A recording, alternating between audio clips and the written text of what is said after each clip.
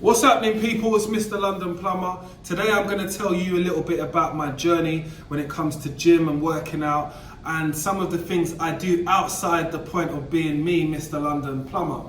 So before I start with my story and you get yourself a cup of tea, I want to make sure you're liked, shared and subscribed to my channel because I'm trying to build a community. So make sure you press that subscribe button. So before I start, I want to tell you a bit about the beginning of myself, which is I used to do judo for England. So I've been doing judo for England for, let's say, about 14, 15 years. So quite a long time. And I traveled all over Europe. I've been to countries like Belgium, France, Azerbaijan, Poland, just to name a few. Most places in Europe. Traveling all over Europe and doing judo, which is a national sport in France. I do want to remind you guys that. I won a big schoolboy championship 3 times in a row in France, and I got this big plaque. That was something which is quite memorable to myself when it comes to judo, because judo was a big part of my life before I even started plumbing. I used to do judo all the time. So I started doing judo when I was about 6 or 7 with my uncle, who is a judo referee, and my cousin as well. So all 6 of my cousins, all 6 of us, we used to do judo. It was a fun family thing to do. So I've got some really fond memories of being on the mat, training with my cousins, with my family, and just enjoying it. I've got some memories of when I hated it as well, I'm not gonna lie to you. When I first started judo, I couldn't really stand it. I didn't like it. It was alright, I wasn't really into being thrown so much on the floor.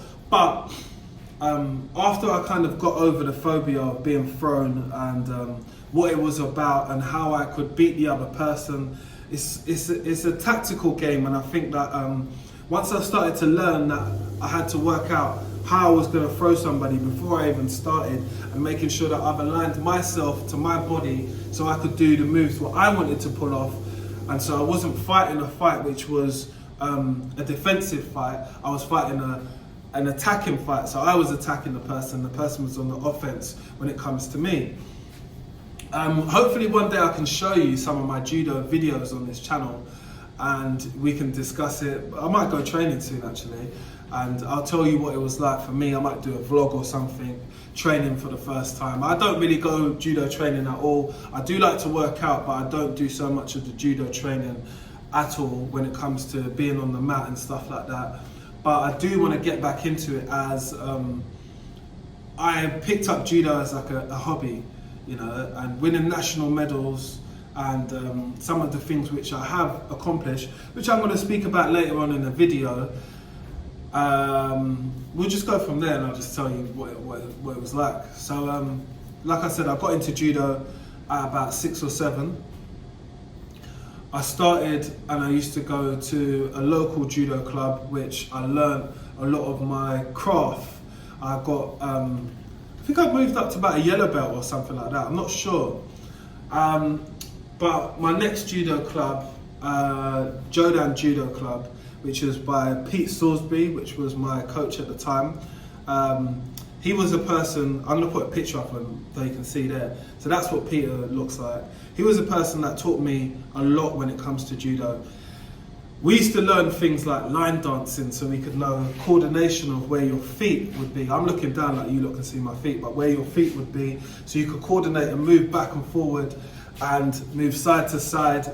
You didn't think about stuff like this, but now I'm older and I do know about coordination and where I'm physically at, especially when I'm doing stuff. I would definitely say that played a big part of it.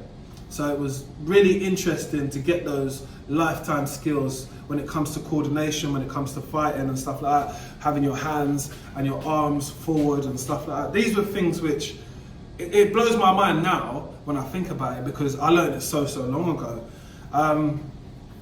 Other things we used to do a lot of judo tournaments. I think having a lot of, in judo you fight, which is called randori.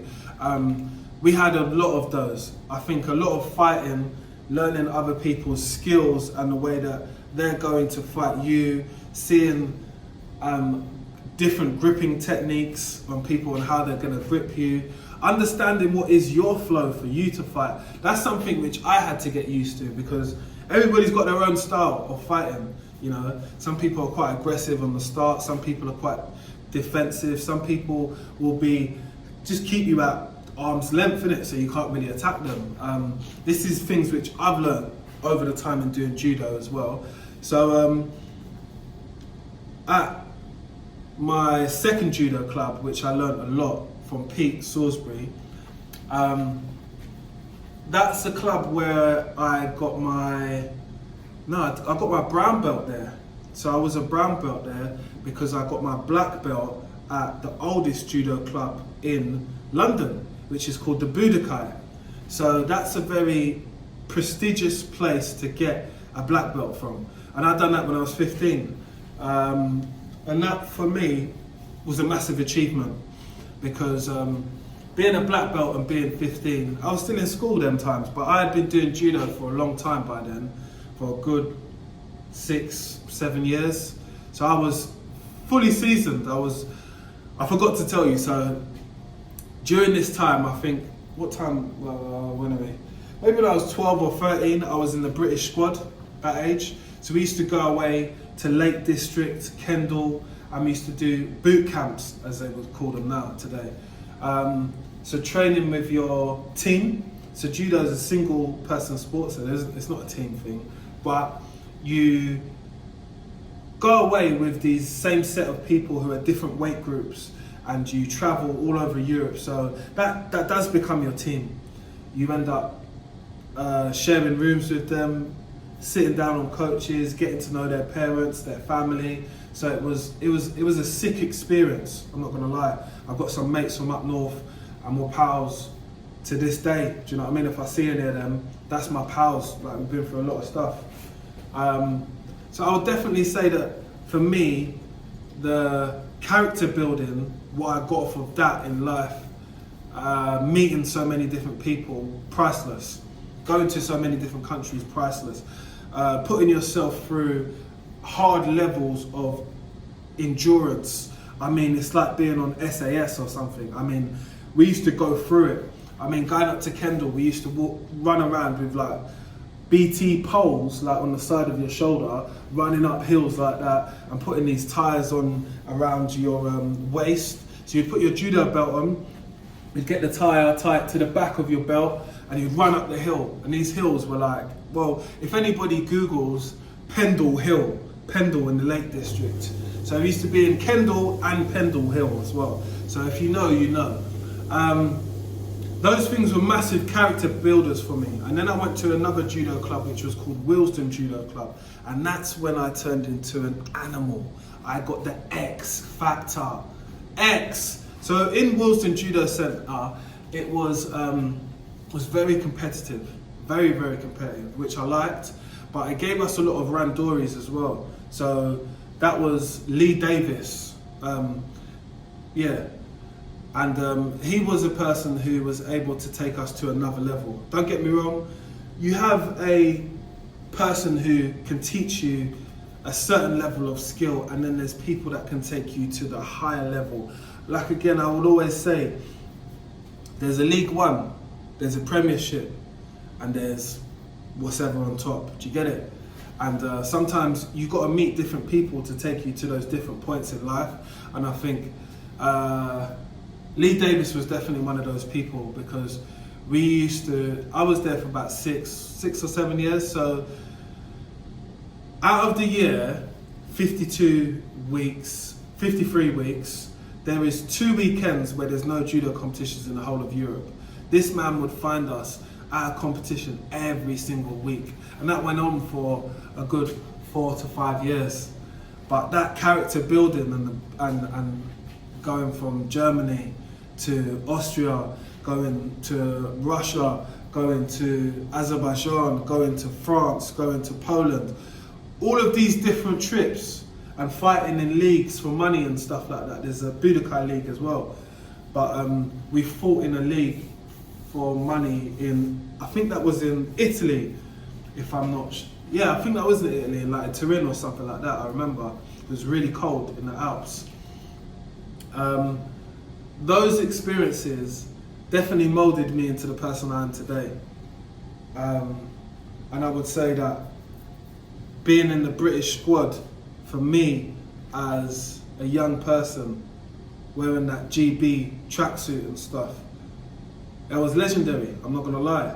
I met a lot of friends, met a lot of new people, and I would never change any of that, because that was dope. That was dope from the start to the end. Some of the great things what I got to do was when I slowed down on judo. So I'd done the 2012 Olympic bid for East London. So I lit the flame with the torch. I wish I had a video thing to show you, but that's what I'd done in judo. And previously, before that, I'd beaten someone who was in my weight class. So I was fighting under 90 kilos at the time. I beat someone who got 3rd place in the Olympics, Polish guy. I wonder if I could find his name online. I probably can't, but if I did, I'd put it underneath, and I don't know if I'm gonna find it, but if I could find it at the time, I would put it in there.